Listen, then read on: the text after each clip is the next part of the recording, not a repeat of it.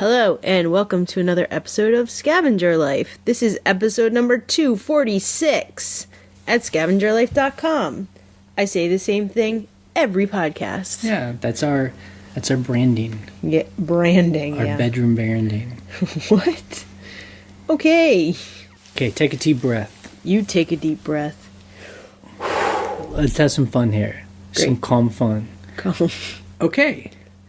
So, this week, we sold our highest sale ever on eBay. Yes. Now, we sold something higher before, but it was on commission, so we had to split that. Right. But this is our highest of our own item. It was $1,800 for a piece of fabric. 4 yards of fabric. 4 yards of fabric. We showed it in the video on Wednesday. And this was something we bought in, it's New York at a thrift store. We paid, I think, $50 for it. We'd have to go back in the podcast because we talked about buying it.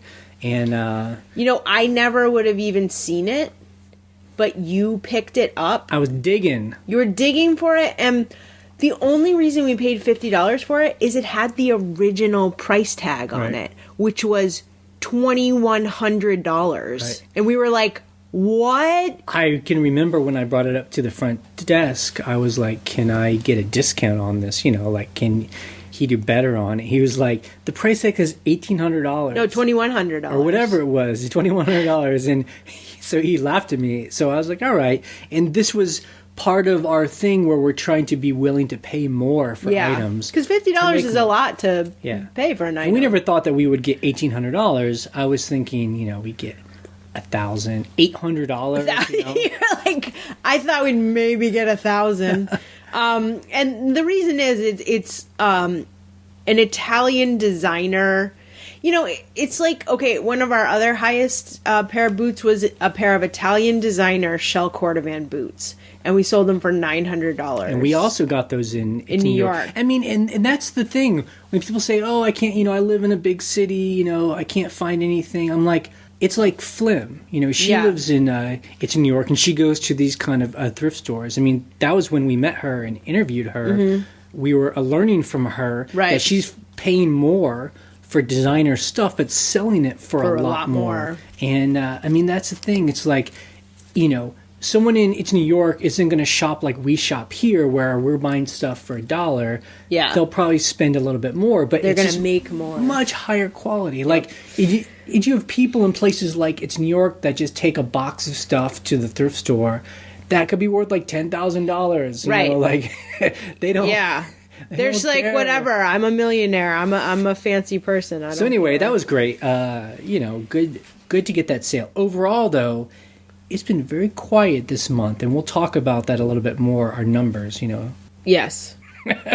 Back to the fabric, though, it is very nerve-wracking to ship something that's worth over $1,000. I shipped the Gandhi head last week. That was $1,500. Nerve-wracking. I packed it like crazy, so it was fine. And then this one, $1,800 going across the country. The great thing was we were in constant contact with the buyer. He knew it was coming to his work. We were like, okay, let us know how it goes. Tracking. There's tracking. There's full insurance. Signature. Yeah, there was a signature confirmation on it. And he wrote to us yesterday afternoon, and he was like, I got it. The postal guy came right up to my office, and I signed for it, and it looks great. Yep. Whew. I know. As soon as we saw that he had sent us a message, we were like, oh, God. Like, everything stopped. Yeah. And we're like... We were walking into the grocery store, we were like... The fear is that he just said that he got it and he hates it. Or that it says it's delivered, but I can't find it in my office. Like one of those nightmares. But it was fine, so it was great. Yeah. I mean, probably, too, there are people that I bet consistently sell high-dollar items on eBay. Yeah, don't think twice. They're more...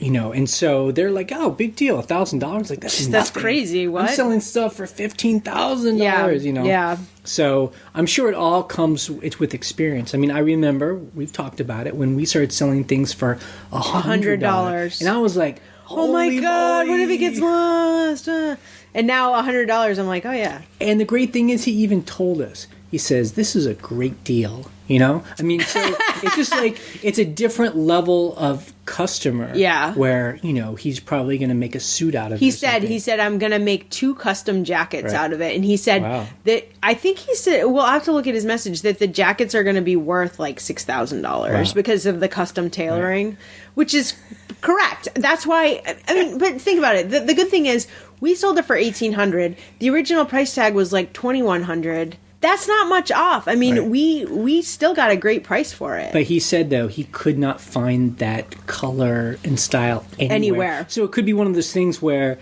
that brand stopped its making that line. Yeah. And so, anyway, good for us. I mean, look, when somebody says, I got a great deal on a piece of fabric and that paid our mortgage plus some for the month, I can't complain, So that was a great deal, but overall it's been very quiet in February. Yes. And it's this week especially on eBay. So we'll talk about that a bit more when we do our numbers. This is the part of the podcast where you're going to listen to a couple of eBayers explain their Amazon FBA experiment. Yeah. So those of you that sell on Amazon FBA will probably laugh at us, but this is... You know what? They can put earplugs in.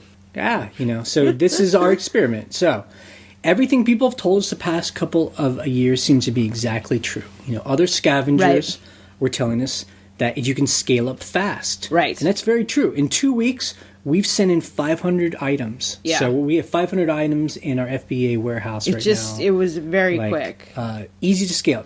Things do sell quickly. Like, things are hitting the warehouse, and they'll sell in 10 minutes, and they get the not same all of day. them, right. But an item you sent in, you're like, oh, that was the box that just got checked in. But you know what? It seems like it's more practical everyday stuff. Ink cartridges, plumbing supplies, kitchenware. Just stuff. Yeah, practical things. And stuff that sells for us right now between like $10 and $20, $30. Yeah. We've just been sending in stuff that we already had. Right, or stuff we're finding. And it's not really high dollar stuff. So after fees, I mean, we may make $5 to $15, $20 on items. I mean, it's not much. Right. I just feel like it's such a different marketplace. It is. It's a different... It's just funny doing eBay for so long and then switching over. We're not obviously fully switching over, but just... trying something new, and you're like, oh, this is a different mindset, Yeah, so, I definitely have mixed feelings about it. It's nice to sell things, but, I mean, at the end of the day, Amazon is like eBay, is like Etsy. If we're only listing $20 or less items, then that's all we're going to sell. Yeah. I mean, like, we can't expect to make its profit if it's pricing things a thing. Yeah. But and that's the thing. It's up to us to scavenge and send in higher dollar items. The problem is that Amazon seems to be about selling like modern items that are still being manufactured. Right. So here's an item. There's kind of like you can't like price it high because there's more being made. So your thing is like no big deal. Unlike eBay, where you can price an item high because it's rare. Yeah. It's, and that's how we've been. I mean, you can do the same type of sales on eBay. You can sell new in the box Brita filters, ink cartridges. Yeah, that stuff is for sale on eBay. But our business has been, look, here's this weird vintage piece of, thing. It's not made anymore. There's only this certain amount. You're looking for it because you had it when you were a kid or your grandma had it. It's just... There's like a feeling attached to it. Whereas on Amazon, it's just like, I need like this cat toy thing. This like, whatever. Just give it to me, this sprinkler head, It's like, it's much more practical, and that's fine. The good thing is that, we pulled stuff out of our eBay store and put it into Amazon. This stuff wouldn't sell on eBay, and this like practical stuff. Right. Whereas when we send in like a coffee... Oh, what was it? It's a Krups like espresso carafe. Like you put it underneath the thing and it fills up. It's been on eBay for a year. We sent it into Amazon. It sold the same day. The same day. Right. The moment it got checked in, it sold. I was like, okay. So it's like, it's just like everyone told us. it's different. It's marketplaces. Some things sell better on Amazon than eBay, and like people are saying, you can still scavenge like a scavenger. Yes. Like we're still finding stuff for cheap. Right. But we're just sending it now into Amazon. Well, you have to just remember, like, what's funny is that little Krups thing. I'm like, I've had that on eBay. Why didn't that person look on eBay? Like, what was it? And you have to remember that people with Prime they're not price comparison. They're like, oh, it's on Amazon Prime, I'm buying it. Yeah, you know what I mean? And these are all things that people were telling us when we were skeptical. Right. We had a woman stay at a rental a couple of weeks ago, and she has 2 young children. Right. And she's just like, I get everything on Amazon Prime. Like, that's it. Just when I need something, I go, I look, I buy, because I don't have time to like go to the store. Right. And she's like, if I go to a store, it's Target, it's right down the street.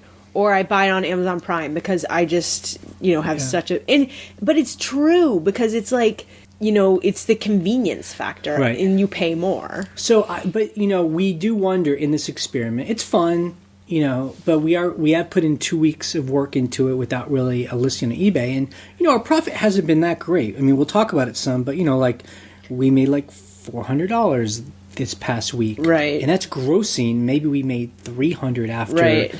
expenses. I mean, it's like, I don't know. It's going to be interesting to see if we can either find a lot more of these items worth $30 or less, or if we can start finding items that are worth over $30. Right. Because let it be said, eBay is amazing because you can find an item that sells for like 1,000% profit. Yep. I mean, it's unbelievable. Yep. Yep. And this happens often to us. The older vintage items that are no longer made just bring a higher profit. Right. If you're patient. And on Amazon, it's just mainly these items that are still in production. Right, exactly. I mean, like you said, the UPC is king. Yeah. It's like beep, beep, scan. Beep, beep, beep. Hey, I have a barcode scanner. Yeah. I actually am doing that. But there will be people hearing me right now, and they're like, the only difference where Amazon and eBay may meet, and that's the old books. Yes, books. Like, guys are like, I can find these old books at estate sales or wherever, and I can send them into FBA for big profit. So I can still buy a book for $1 and sell it for $100 plus. Right. That's cool. I'm not sure if I'm ever going to be a big book guy. I don't know. I mean, I like scanning books and just seeing...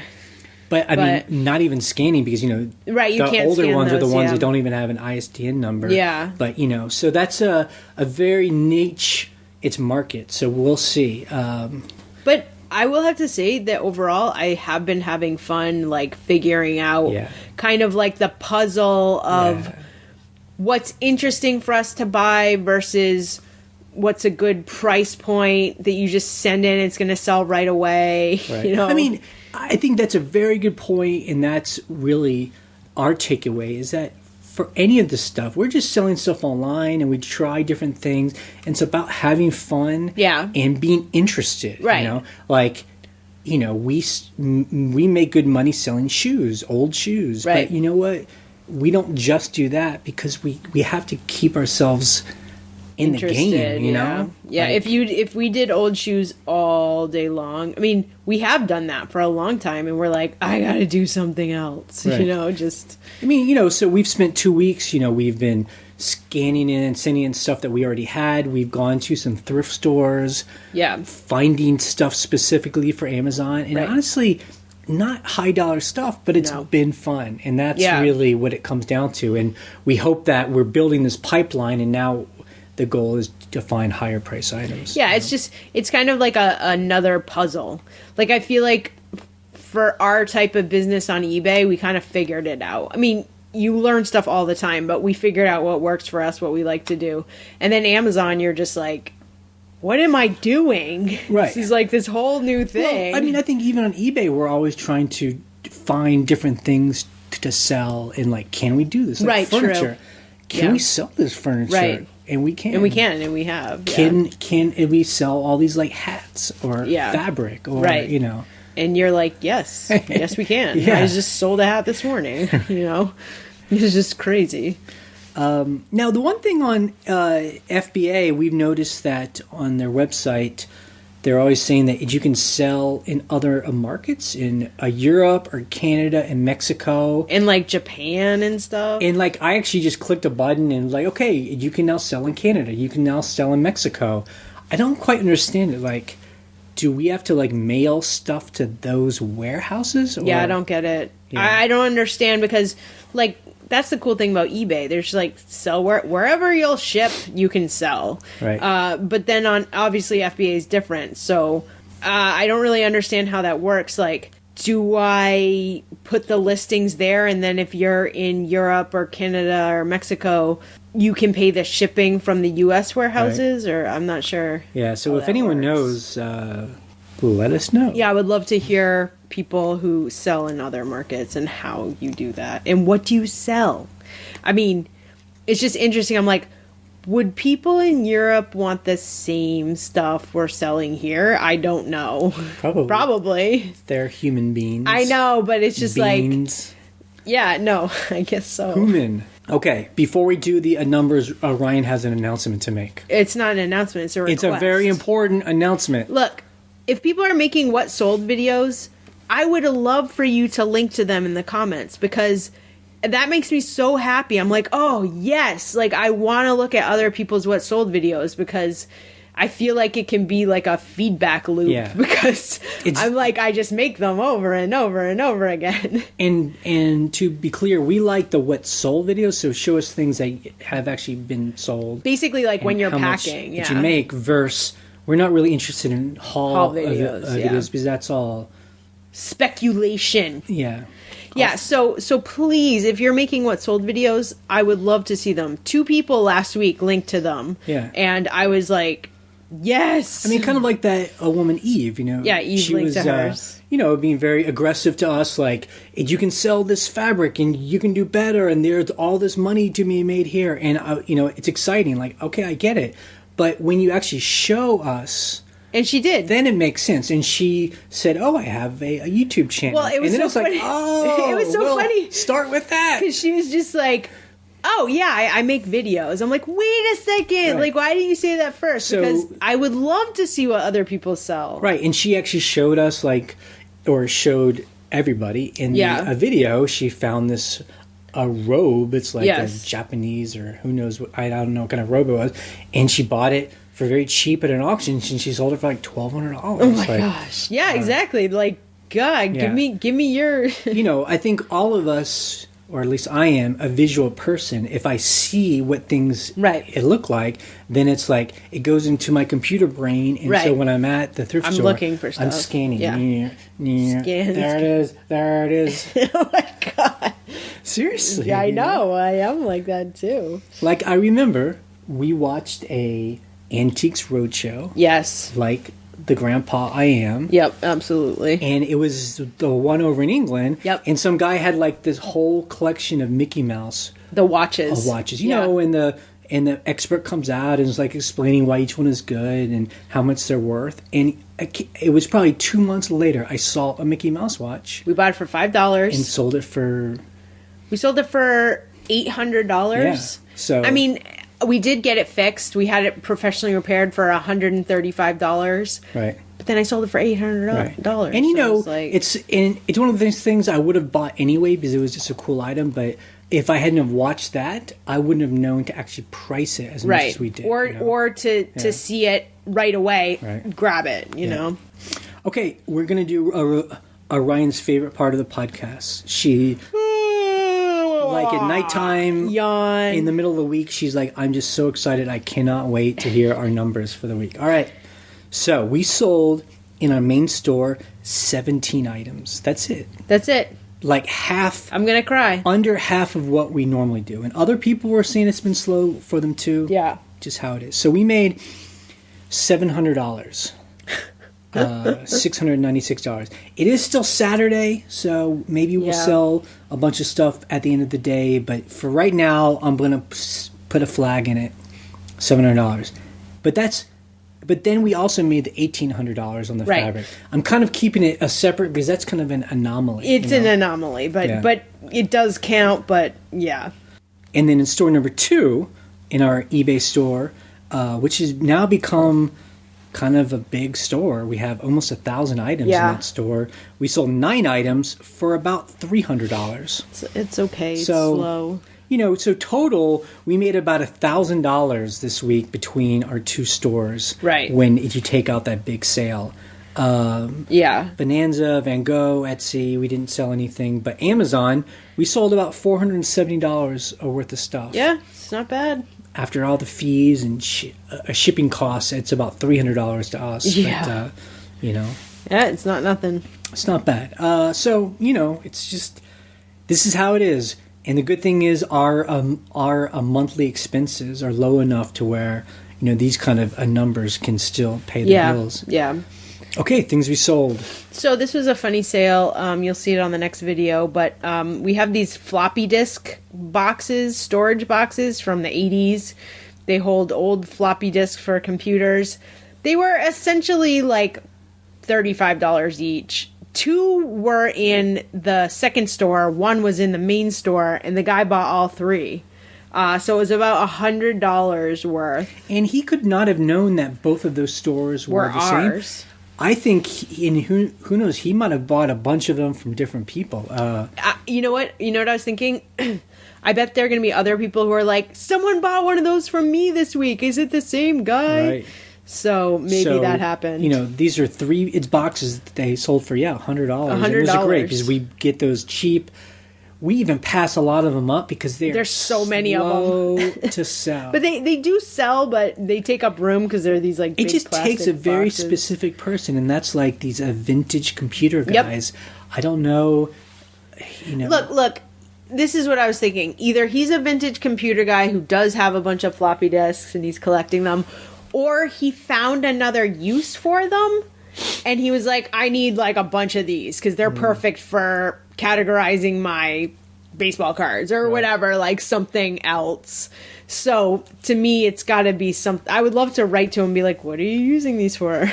But so we also sold a vintage painting that was actually in the house that we bought, and when we stripped it, it's one thing we kept and we listed. And we sold it for $110. Yeah, so it was a painting of like this little poem about North Carolina, which was funny. It was in our house because we live in Virginia. So I'm like, why did somebody have that? It was from the 1920s. It was hand painted. And I remember Jay just being like, It looked like such junk. I didn't think it was junk. I definitely thought it was like turn of the century. And so I put it up for $125. I got an offer of $75. The guy and I was like, take it. I can't believe someone can pay $75. But I checked. He lived in North Carolina. His username was like Dr. Someone. I'm like, well, okay then, Doctor, you're gonna pay $110, and he did. So that's helping pay some of our closing costs on the house, basically. Yeah. We sold some vintage pajamas that were new in the package, so it's from like the 70s. Yeah. It's still wrapped, it's got the label on it. Yeah. And it's just like polyester pajamas. Yeah. And it sold for $30. It's weird because it's like when there's something new in package like that, you're like, are they going to open the package or are they going to keep it in the package? That's what I always want to know. Yeah. I mean, again, it'd be different if they were like silk pajamas or flannel, but these are just like kind of cheap 1970s clothes. And it almost makes me think it's like a prop for a movie or something, It could be. Another thing that sold that was really weird is a medieval times flag. So medieval times, I looked it up. It's like one of those like Renaissance fair things, but it's like a dinner theater thing. I honestly thought that was just like a joke that they put in movies. I didn't know that it was a real thing that people would actually go to this and the dinner theater. Yeah, that's what it's so funny. And it sold for $15. Yep. And that was in one of our death bins where I was like, is anybody gonna buy this? But it's like someone who went and didn't get a souvenir, they love it, and they're like, we gotta get it. So something we sold, and we sell these pretty consistently if we can find them, is a vintage unused photo album. And I don't mean the kind like from the 80s that are like kind of plasticky. I mean the ones that are like older that have like the black like paper in them. It's And construction paper. Yeah, and they have like the little photo corners in them. Right. Actually, I show it in the video, and it sold for $30. Let's not forget to say that. Yeah. Good. I'm glad you did that. And so the funny thing was that they took, whoever it was, took all the photos out, but left all the photo corners. So it's just these blank pages with missing photos. It actually looked really cool. I'm like, that is weird. And they seem to always sell It's For Us because I guess there are people that are making little scrapbooks or something. Yeah. Yeah. So another thing that sold was this little toy car. It was a Corgi toy car. I think it's made in the UK, but it was a German police car. And it was a German, like, Beetle. It was a VW Beetle police car. Right, and we sold it for $60. $60. And look, this thing was used, like some little kid played with it. But if they were mint in new condition, it sells for twice that. And these are things that we normally don't buy and sell, or like vintage toys. I think we just saw it in a box lot or something. Yeah, it's just one of those things, but yeah. And then this is all, it's Ryan. She found some of these like copper cups on a tray, and they weren't even real copper. They were like copper colored, and it was $75 for this thing. Yeah, it was like a punch bowl set. Like, I actually think that originally in the 70s there's actually a punch bowl that goes with it, because I'm like, this is the weirdest thing. But is anyone going to drink out of that? Yeah, it might just be decoration. It's just like this, like a metal cups. It just seems like it would like hurt your teeth and it would taste weird. Yeah, I don't know, but it's old. But it looked like kind of it's mid. It was really mid-century. And then the last thing was we sold some fabric, and it was a rayon fabric. It was 2.5 yards. We sold it for it's $40. This is stuff that we find and sell a lot, these piles of fabric. The only issue is the buyer gave us good feedback, and she's like, this was the best deal I've ever had. It's pure silk. Dude. Is that true? When you said that to me this morning, I was like, what? Basically, I thought it was like a polyester rayon kind of like... It felt artificial to me. It felt fake to me. It definitely didn't feel like silk. It did not feel like silk. Now, there's a couple different ways silk can feel. It can feel silky, like shiny silky, or it can be raw. It's more of a matte finish. And that's what this felt like, but it didn't feel like silk to me. And you know what? I should have done a burn test. Yeah. Because I didn't even think that it was. And I think I could have sold it for more, but I don't think it would have sold for that much more. You could have absolutely sold some like vintage silk fabric. How much do you think that would have sold for? $500. You are crazy. It might have sold for $60. It's okay. I mean, look. And it sold for $40. We're glad the person's happy. We're glad we sold it. But, it does just teach us, like... I forgot to do a burn test. Can't assume. I mean, it's one of those times where I have some more bins of this, of fabric... Just a massive fabric, and we're just trying to get through it all. So. Yeah. Okay, customer issues. So, we got our first negative feedback on our second store. Yes. So, up until now, our second store has been just clean. Like, no defects, no anything. We knew it wouldn't last. But, you know what? We're going to talk about two things here. Number one is... So we made a decision not to interact with the kooky buyer. Like this, I think it was a woman. I think so. Or a man, I don't know. But this person like bought this thing and then started sending these weird messages. Sometimes they would just have one word in it. Yeah. Sometimes it was kind of jumbled. But we did understand she was unhappy. Right. But we just chose, like, she wasn't actually asking for anything. She didn't ask to return it. Right. And we have automatic returns, so... We're like, unless someone's asking us a specific question, we don't start communicating because that's, they're not asking us anything. Right. And we made a choice. We didn't interact. 2 weeks later, she gave us a negative feedback.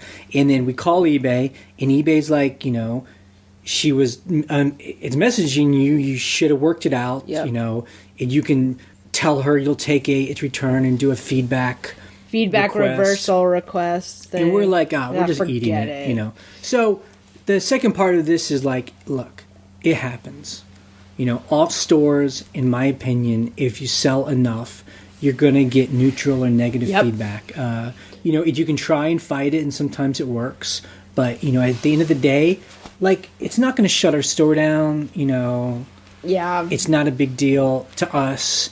And, and next time if someone starts sending us these jumbled messages, maybe we'll think twice about it. But it is what it is. Yeah. I just had to be like, oh, well, I guess for me and eBay, I don't understand the point of hassle-free returns if people aren't going to return stuff just on their own. Like, why do I have to explain it to them? Because then you get into the whole situation of they just send it to your return address, they don't open a case, all this stuff. That was my point with eBay. It was like, look, they left us negative feedback saying they're unhappy. But they never opened a case. But they aren't mailing it back to us. Like, like if they don't like it, why don't they mail it back? Like, it can't be one or the other. Yeah. Like, it just doesn't make sense. But it is what it is. So.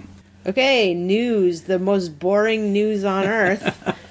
Okay, so we finally did get that message from eBay that says, you're good till canceled listings. This many are listing the product identifiers, which are required starting February 29th. So that was the more urgent message. And that if they don't have them, you will not be able to automatically renew those. Right. So they would take them off of eBay. Right.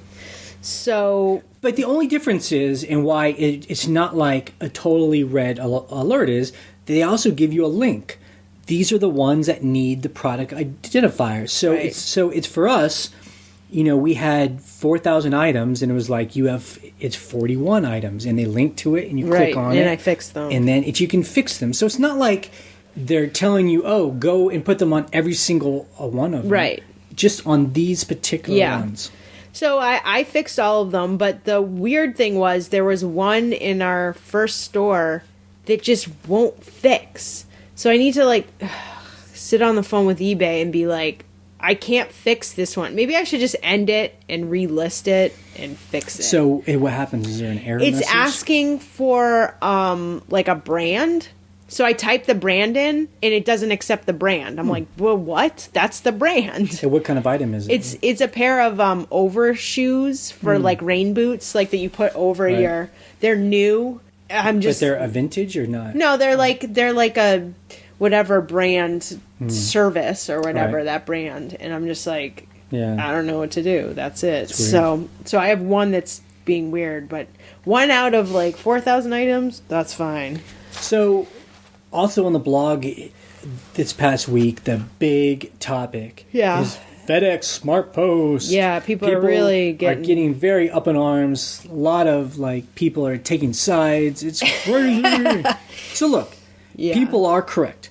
When you choose it's FedEx SmartPost, it's often very cheap, and it is true that price is just an estimate. Yeah. So that the price can change if you don't put in the right. Measurements, dimensions, weight. If you don't put in the right zip code, FedEx can charge you more. Right. And some sellers are complaining about these changing fees. And on the eBay forums, which is, they're normally very positive, but in this case, they were very negative, and they were just like how it's a conspiracy and it's horrible, and everyone's getting ripped off. So each seller is responsible for keeping track and taking its responsibility for how things are shipped. Yep. We looked at and I didn't see any changed fees. I'll do it again though. I'll look, but each SmartPost thing cost as much as they said it was going to. But remember, you do have to put the proper measurements and the proper weight. Unlike, USPS where you're like, it's 4 pounds. And if it's under 12 inches, they don't require you to put the measurements in. And also, a USPS, I find they don't always check everything. Yeah, they don't check Maybe stuff. Maybe it's FedEx. They're much more into checking. Yeah, exactly. Now, I will say, when we first found out about FedEx, we were in Texas. FedEx Ground, yeah. And someone had been like, if you're doing heavy, it's boxes, FedEx Ground's cheaper. we were in Texas. Yeah. And we were buying stuff, and we wanted to mail stuff home, and it was definitely cheaper. Oh, God. And they estimated us a price, and we were like, that's great. And it turned out it was more, and it was our fault. It was my fault. And this is why. Because I was signed into my account, and I was putting in my own return address, because I didn't want the return address to be like the hotel in Texas. And so I wasn't saying that there's like a checkbox, like, where's this zip code? Where's it being, where the origin zip code, you know, in Texas. So I wasn't putting that in. So I got a big surprise at the end of the month. I was like, oh, wait a second. But that was our mistake. So if you make mistakes like that, you'll see the bill at the end of the month and you'll be like, oh, that's way more. And that's something too, where when we saw that, we actually went to a FedEx. Yeah, and I actually like, called them. And we were like, why is this happening? And they explained it, and we were like, oh, okay. Oh, yeah. We were making a mistake. Yeah, and she's like, here's the discrepancy. So I find like when these problems happen, they aren't mysteries. Right. You know, like unimaginable mysteries that can never be solved. It's just right. like there's a mistake happening somewhere, and you just have to figure out right. what the mistake is. Right. One last thing on this. Yes. I know you love to talk about this, Ryan. Hey, I'm a shipper, so Good. I do like to talk about shipping. To me, I wonder if it also is a good example of the difference between like a United States postal system versus a private company. Yeah. Now, USPS is not government run. It is a private company, but Congress is in charge of how it gets run, because if the post office wants to change anything, Congress has to approve it. They don't get any government, it's money, but there is some kind of oversight.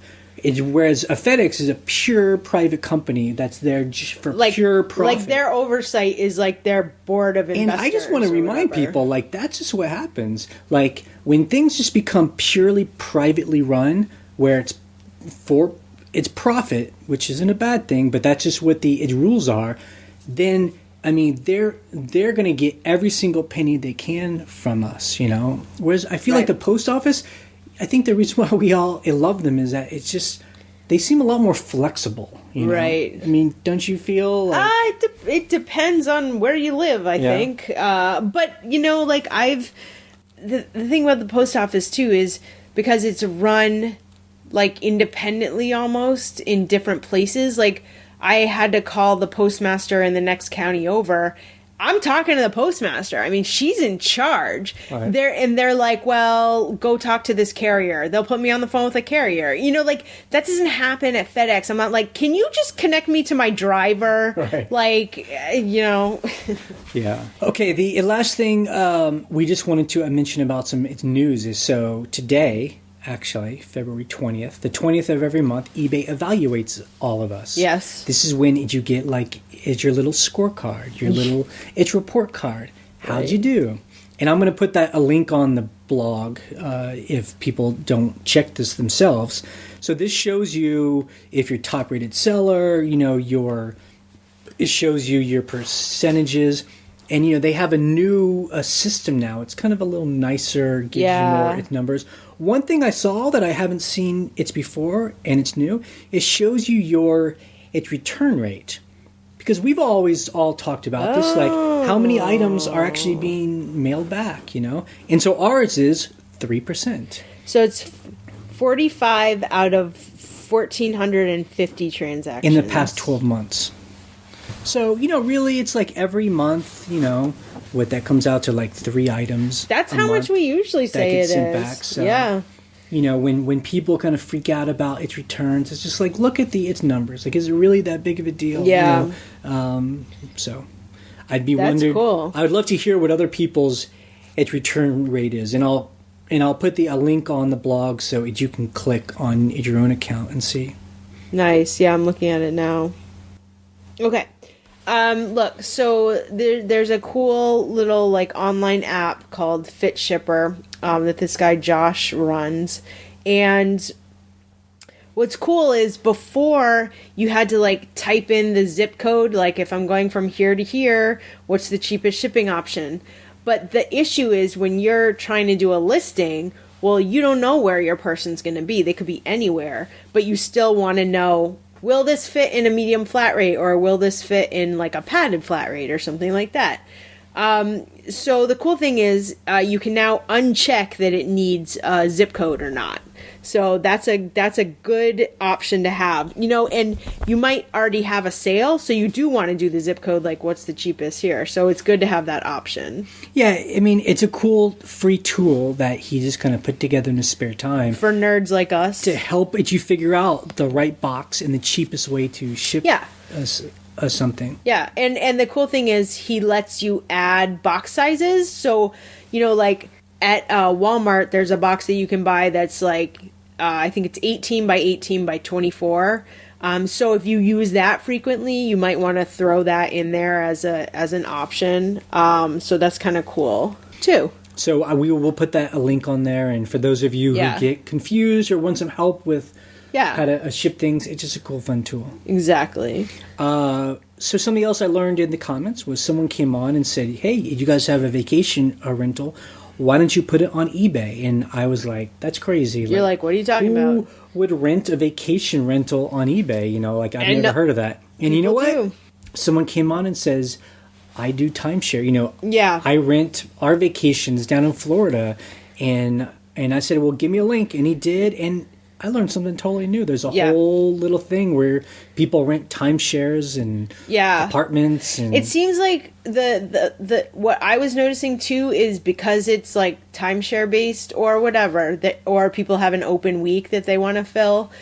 It'll be very specific dates. Like, it's not just like, come rent our house. I think it is. I mean, again, I don't really know a lot about the timeshare when people buy a timeshare. Yeah. So they have a week a year that they can go to a condo. Yeah. And maybe if you go there that year, they'll auction it off. Yeah. But I noticed though how cheap places are. Oh, man. I mean, it must be great for people planning its vacations. Like, there's like a whole week on the beach in Florida for like $500. Like, it was awesome. Amazing. Yeah. So I don't know. I mean, I guess we could try our own place, but I would never put my place up that for cheap. That's the thing. It seems like people are trying to get like really good deals, and I'm like, I have a set price here, people.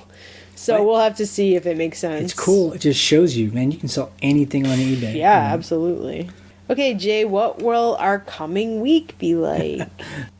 This past week, I took a picture of all of our hats. Yes. And we did some artwork, too. This week, I have 3 bins of bags. So, like luggage. Right. So, gym bags, backpacks, and so I actually brought all those bins in today. Yeah. And I've kind of laid them out in piles, so that's what I'm going to do this next week. I think it helps to lay things out in piles, because then it's in your way. I got to put it in my way, so I'm like stepping over it, and I'm like, I want to get rid of it. And then, we sent a bunch of books to Amazon, but a bunch of the books didn't really scan well, or we didn't think would be good on Amazon, so I have a lot of books to take pictures of for eBay, and part of me is just like, should we just give them away? If it doesn't scan well on Amazon, then is it worth would we get more money? And also, some of them are like yearbooks or like specialty pamphlet, like ephemera type stuff that you couldn't sell, but some are just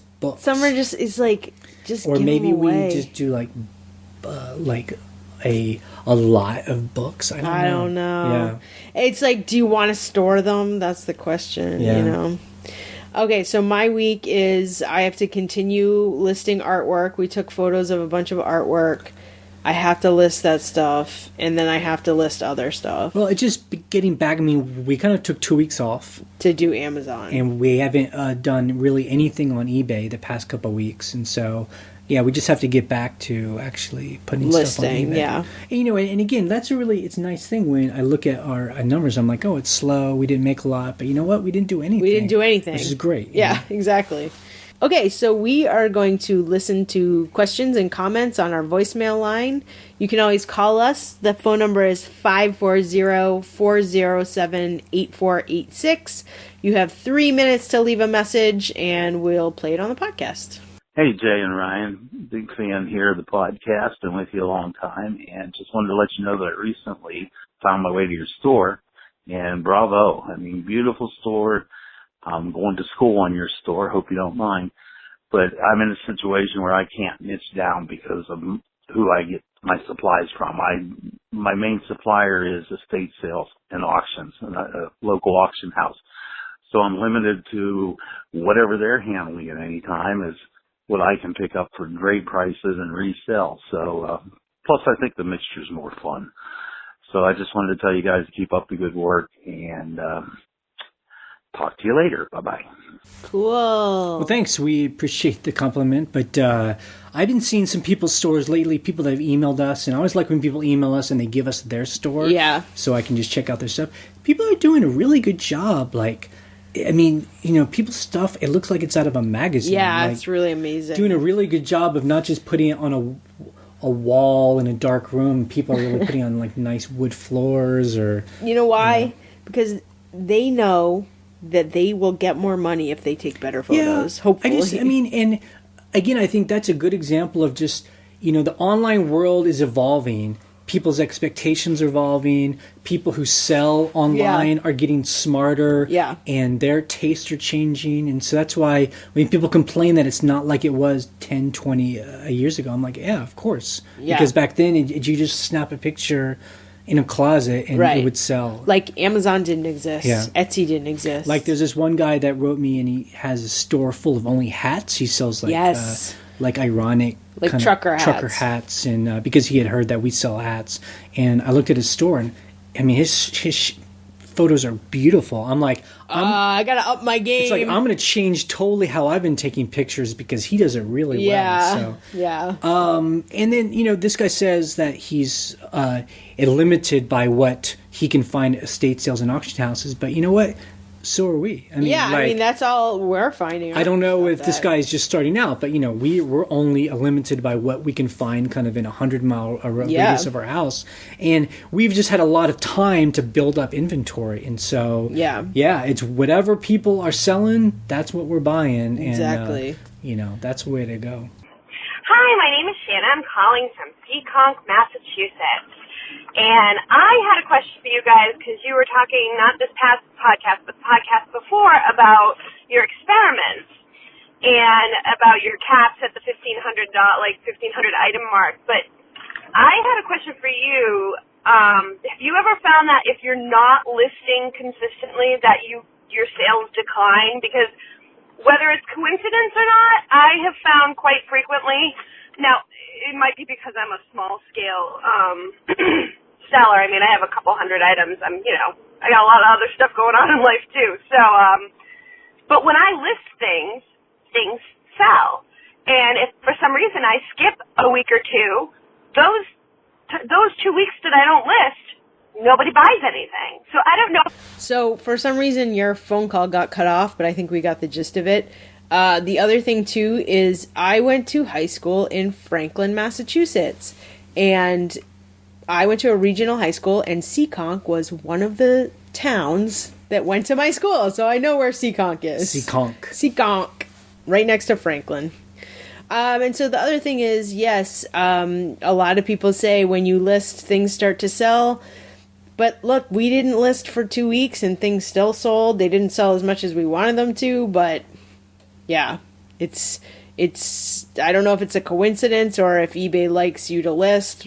Nobody knows the real answer. Yeah, I mean, what we always say is, if that's a conspiracy theory, then that's a good one. Because anything that gets you to a list more is only helpful. Yeah. Even if it wasn't true, it's still good to you gotta list put stuff, I think that's why some people might kind of not do so well on eBay is that they get, like ants in their pants and they list stuff for a couple weeks and then they get bored and then they just stop. And they're like, why isn't anything selling? Yeah, there just has to be some kind of consistency, even if it's not because the algorithm likes that, but just for your own just activity in the store. Yeah, exactly.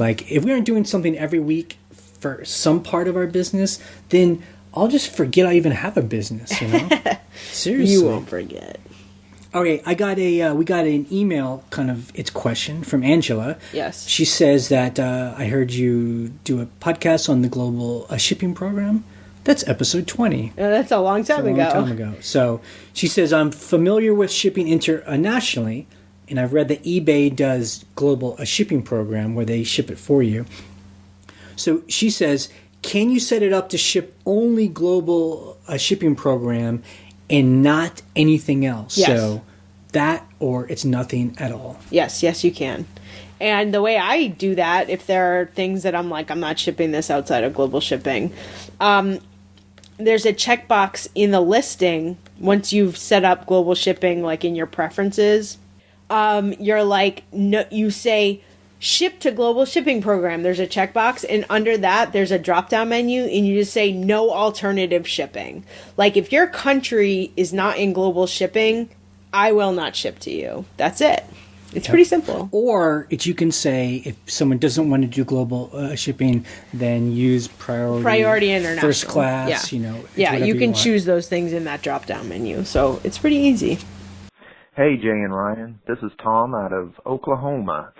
Hey, first of all, let me just tell you guys I love what you do. Love listening to you. I know everybody says it, but you guys just are a pleasure to listen to. I'll tell you one thing I do miss. Back from the old days, the old Scavenger life videos, that you used to do, how to make your own detergent, the honey videos. I kind of miss the everyday videos. I know you guys are busy, but it's just a pleasure being a part of your lives. I was just listening to episode 244 and talking about updating your UPCs and your brand and all that. If somebody has a lot of listings and they don't really want to mess with putting individual UPCs and brands in some of those old listings, what they can do is just download the file exchange spreadsheet to upload the file exchange, the one that's for product identifiers, and then you can just batch in does not apply, or on brand I used C listing. So I did does not apply for UPC, EAN, and MPN, and then brand I did C listing, and I just filtered it and then just copied and pasted and uploaded it. It was done. One thing you do have to do is in the title headers, and you guys probably know what I mean, you might want to explain a little bit, but in the headers where it says product, brand, product, UPC, you have to change that to the letter C, UPC, or it won't upload. So the letter C, UPC, or like the letter C, MPN, or otherwise it won't upload it to your listing. But anyway, that's an easy way for someone to batch process those if they don't want to mess with putting them in individually. Made it super easy for me. Thought it might help somebody else out. Anyway, appreciate you guys. Bye. Cool. Number one is thanks for calling. Thanks for, I'm glad you like those videos that we've made in the past. He's talking about kind of our more a lifestyle videos where we kind of show like how we extract honey out of our hive, or how we made a fire, those kind of things. And those are things we actually did way back before we even started doing eBay stuff. Yeah, we were doing how we save its money by doing stuff like that. Yeah, and that was like a big thing. And those are still fun. I actually have a document somewhere on my computer of all these videos we wanted to make, and it's really just a matter of time. So, yeah, it's just time. So the other part is he's saying there's a way to change the UPC identifier codes by exporting out all the info, changing it, and then bring it back in. That's cool. I think for me, my point is that eBay is telling you the exact ones you have to fix. Right. And normally it's not going to be your entire store. So I don't think any of us have to worry about changing things on a gigantic level. I mean, maybe some people are having that problem where all they have is a new inventory. If all you had was new inventory, I hope that you would have been putting the UPCs in so that people could find them, And from here on out, when we list, we either put the code in or say not applicable. Exactly. Hi, Jay and Ryan. I just want to say thank you so much for sharing all of your wonderful information, and I think I probably listened to every single one of your podcasts. You guys have been talking a lot about FedEx lately and using SmartPost and dropping off the packages at the post office. And I just think that there's not enough known yet. I think until that recommendation is made it's not safe to assume that you're still getting charged that FedEx estimate that they're giving you, because it is just an estimate that they give you. And my fear has been, why I've never dropped it off at the post office is because I just assumed that the post office would charge the post office rate for the FedEx. If you don't drop it off at FedEx, you'll just end up paying the post office rate. And then I found a forum where there's a lot of people saying that they've gotten billed like a lot more money than what they were quoted. Now, of course, with that said, all of the people saying that this has happened is on the eBay forums where nobody's happy. But still, I think this is worth looking into and confirming. So I just am wondering if you guys have checked your invoices for your FedEx billing, if you're somehow accounting for that and double checking to make sure that you're at least getting charged close to what your estimate was, or like right on the money of your estimate. And I personally am going to be watching out for that myself much more closely, because I've checked a couple of them over the years and they've all been right on the money as far as my estimate was concerned. I'm like, yeah, that must be pretty close to being right. So I've been lazy and I just go, okay, total for FedEx shipping this month, such and such number, and I just take it off the invoice, and I don't really check it over item line by line. So anyways, I just thought that it would be really great for you guys to check on that before you or other people get caught in an expensive mistake, and hopefully my concern is for nothing. Anyways, and by the way, my name is Crystal, and I live in Phoenix. Okay. Thanks a lot, guys. So yeah, we talked about this earlier, and she's commenting on what we've been talking about on the blog all week. She's absolutely right.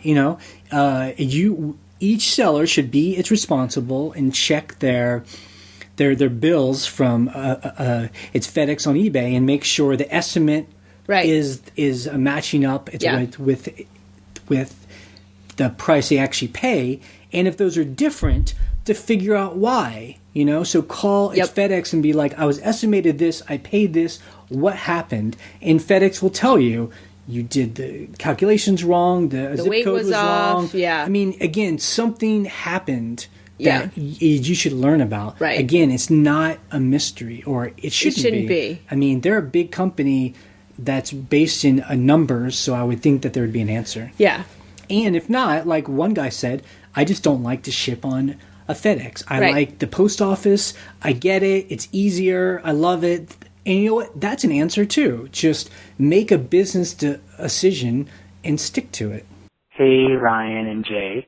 This is Adam Zabalny from the Mysterious Caravan calling.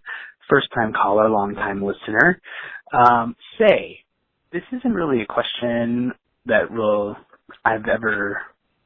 I don't know how you guys would answer this, but I know you guys have never really been interested in doing a brick and mortar store. Recently, a fellow scavenger here in Fargo has a store, and he sells online, and he has an interesting perspective of, he gets a lot of inventory from people walking in, not on consignment, but people will, not like a pawn shop where it's consignment, but people will come in and they'll be browsing the store and be like, oh, hey, I have a chair like this in my basement, or I have this, or my friend has that, and then he says he buys a huge amount of his inventory that way, and that he says that's the primary reason he has a storefront. I'm just curious if you guys would ever do anything like that. I know you've kind of touched on it in previous episodes, but I've always thought it would be cool to have a small storefront to hold larger furniture items, things that are harder to ship, things like that. And plus it could be kind of like a workshop / storage area and a way to maybe get new inventory. I also would never want to do consignment because I think it's a nightmare.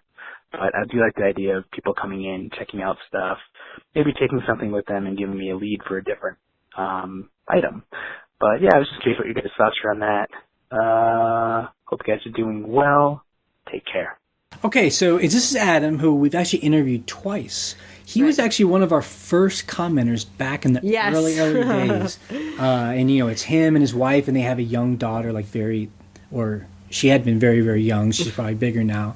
And so we were interviewing him as being a new person to eBay, what it's like, and then we followed up with him. And so it might be time to kind of go back to him again. But that is interesting. I've actually talked to a couple people online who have been thinking about wanting to open up a physical it's thrift store, because I think that they find that once they start scavenging, they're finding much more stuff than they could possibly sell online. Right.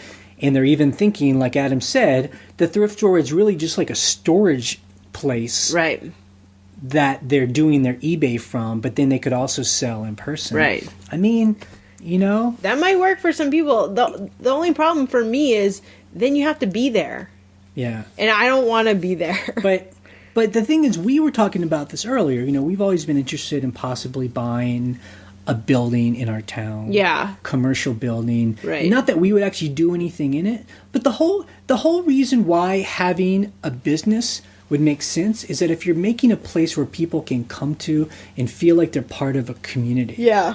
I think if you're running a store where you're competing against like Amazon, so someone can either buy the thing on Amazon or come to your store, Amazon's going to beat you every single time. Yeah. And that's why I see a lot of small businesses fail, because they're not really giving anything else. But the small businesses that thrive are the ones where, like, I want to go to because I want to see people. Yeah, it's giving social. It's giving me an experience. Yeah, I'm learning about things in my neighborhood. That kind of thing. Yeah. So if you wanted to have like a thrift store like that, that'd be cool too. And then the last thing it's mentioned is I could see why it might be good. There's this guy Craigslist Hunter. Yeah. He's in Chicago or outside of Chicago, and he has like a pawn shop thrift store like place, and he has a YouTube it's videos where he talks all about this stuff. He's a good guy. Yeah. He says that he gets a lot of his inventory because of what Adam said. So people come in and they're just like, "Hey, I'm cleaning out my mom's house. I've got a truckload of stuff. Can I sell it to you?" Yeah. I've got like these old record players, and he says he buys a lot of that stuff and that's sells cool. it. Yep. So that might be a good idea. I think it can work for certain people. Yeah. And you have to just want to do it. You know what I mean? Like, for some people are just like, nope, I don't want to talk to people. I don't want to. And then there are other people who are like, yeah, that sounds cool. It used to poo-poo on Amazon and be like, I don't want to sell on Amazon. And you know what? And now we're trying it out, and it seems to be okay. We right now poo-poo on like hiring anybody. I'm like, I don't want to have to like worry about payroll or paying someone or making sure people are doing their job, and who knows? Maybe that might change. Right. I don't know, but it's all about what excites you. Yeah, what makes sense for your business, and I think our point has always been, you can run a business without all of that stuff. Yeah. Like, I think some people think, to have a business, I need like an LLC, and I need employees, a physical storefront, and I need an office and employees. But we're always like, you can have a thriving business in just your living room. Yep. Exactly. In your dirty living room that's piled high full of junk. She's talking about our living room. Okay. All right, that's it for this week. Thank you for being with us. You can check out our blog at scavengerlife.com, and that's all the links we talked about will be on there, and you can also join the conversation. You can call and leave a question or a comment like you just heard, and the phone number is 540-407-8486. We post an episode every Sunday night, Monday morning. Wednesdays, we post our What Sells videos, so you can see some of the things we actually talk about. And like as Ryan said, if you make any videos that are about what you've sold, please link to them on our comments in the blog. Yes, because I want to watch them, along with everybody else wants to watch people them. People like them. They're kind of like candy. Yeah, candy. You can subscribe to us through iTunes or at YouTube, so you'll always get the latest. That's on our sidebar. And if you want, there's more.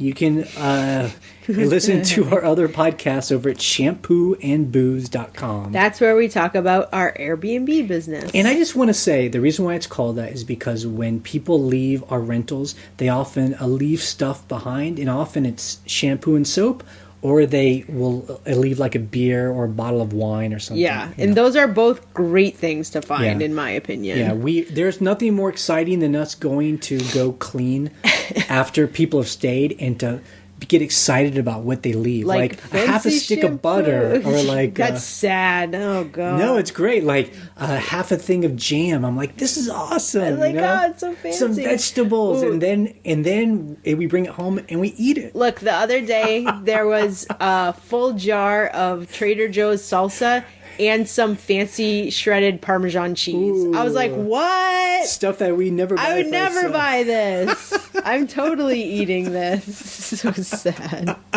Okay, we're ending this podcast in 3, 2, 1. Bye.